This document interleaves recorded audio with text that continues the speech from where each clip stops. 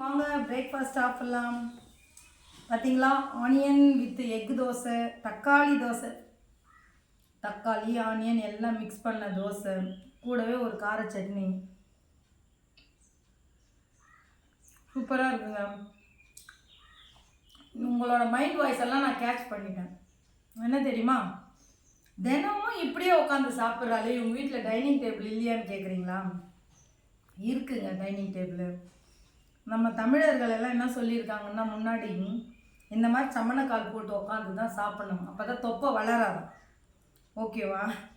இந்த வேலை நேரம் இல்லை, டைம் ஆயிடுச்சு அப்படின்னு சொல்லிட்டு அவசர அவசரமாக நின்று சாப்பிட்றது, டைனிங் டேபிளில் உட்காந்து கால் தொங்க வச்சு சாப்பிடவே கூடாது. இந்த மாதிரி சம்மணக்கால் போட்டு உட்காந்து தான் சாப்பிடணும். அதே மாதிரி சாப்பிடும்போது தலையை கீழே வலிச்சு தான் சாப்பிடணும். ஏன் அப்படின்னு சொன்னால், நம்மளுக்கு இந்த சாப்பாடு கொடுக்குறது பூமி, இந்த பூமிக்கு நாம் மரியாதை கொடுக்கணும் இல்லையா? ஸோ அதுக்காக நம்ம தலை வளைச்சி சாப்பிடணும். தண்ணியை மட்டும் ஏன் அண்ணாந்து குடிக்கிறோம் அப்படின்னு சொன்னால், தண்ணி நம்மளுக்கு ஆகாயம் கொடுக்குது. ஸோ அந்த ஆகாயத்துக்கு நன்றி சொல்கிற விதமாக தண்ணியை அண்ணாந்து குடிக்கணும். இதாங்க காரணம். நம்ம முன்னோர்கள் ஒன்றும் லேஸ்பட்டவங்க கிடையாது, எல்லாமே ஒரு காரணத்தோடு தான் செய்கிறாங்க. அதனால தான் நான் தினமும் இந்த மாதிரி சம்மணக்கால் போட்டு சாப்பிட்றேன்.